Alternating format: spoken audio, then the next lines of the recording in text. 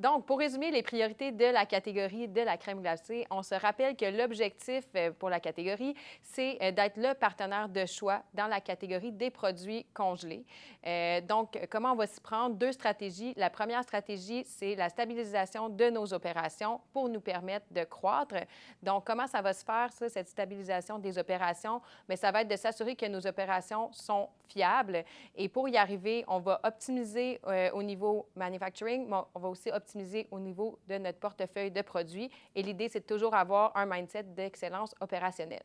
Ensuite, notre deuxième stratégie, c'est de croître de manière profitable. En 2025, ça va se faire en livrant nos innovations sur la nouvelle ligne d'extrusion avec succès et évidemment en intégrant la nouvelle business de métro.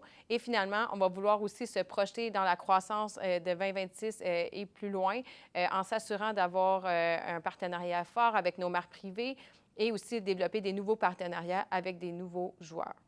On a trois grandes priorités pour la catégorie fromage et beurre. La première, c'est sécuriser et livrer la base. Ça passe par l'exécution de la livraison du nouveau portefeuille de Walmart.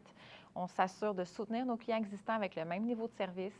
On souhaite renouveler nos contrats à venir pour le service alimentaire et on souhaite maintenir notre leadership dans le processed cheese, qui sont les bâtonnets de fromage. Notre deuxième priorité, c'est la croissance qui va passer par l'optimisation cette année. On en a beaucoup parlé aujourd'hui. On va déplacer des produits d'une ligne de conversion à une autre pour libérer de la capacité. Mais on a aussi des projets cost-out et les portfolio optimization. Notre troisième grande priorité, c'est le plan de catégorie. On se doit de redéfinir notre plan pour savoir où jouer pour mieux gagner. Évidemment, on continue à travailler nos segments valeur ajoutée, qui sont les râpés et les tranchés, notamment les blocs aussi, qui est le core de la business. On s'assure de garder de l'efficacité opérationnelle en proposant des SKU déjà existants dans le portfolio. On planifie aussi continuer à travailler notre stratégie au niveau du service alimentaire. Donc, je vais commencer par rappeler l'objectif de la catégorie des produits frais qui est de stabiliser, simplifier et optimiser pour une catégorie pérenne.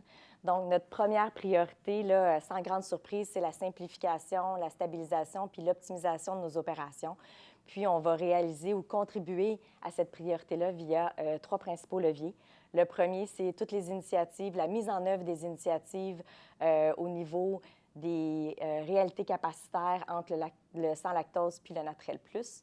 Ensuite, ça va être l'exécution du projet d'investissement à notre usine de Don Mills et finalement la livraison là, du business case pour aller chercher une croissance additionnelle à partir de 2028.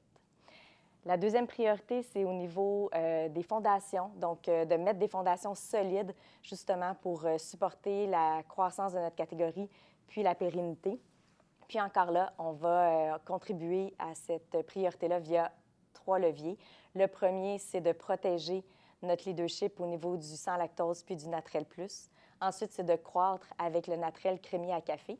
Puis finalement, ça va être le déploiement là, de notre repositionnement de marque au niveau de Natrel et des marques régionales pour s'assurer qu'on a des marques fortes, qu'on a des marques pertinentes qui vont contribuer à la pérennité de la catégorie.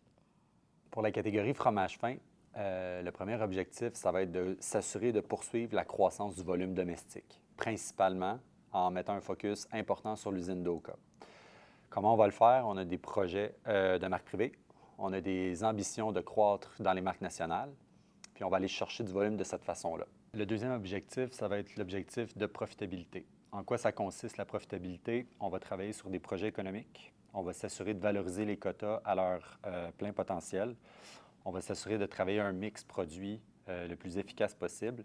Et on va aussi travailler à focusser sur les bons projets pour justement aller chercher le plus de marge lorsqu'on est capable de le faire. Et finalement, le troisième objectif, c'est de bâtir le futur. Donc, on a un objectif de croissance, de simplification, d'optimisation, mais il faut penser déjà à ce qui va s'en venir dans les prochaines années. On parle ici de recyclabilité, de premiumisation, puis de travailler déjà en amont avec nos clients à bâtir le roadmap pour les prochaines années. On pense entre autres aux réalités culturelles, au contexte inflationniste et tout ce qui va s'en suivre.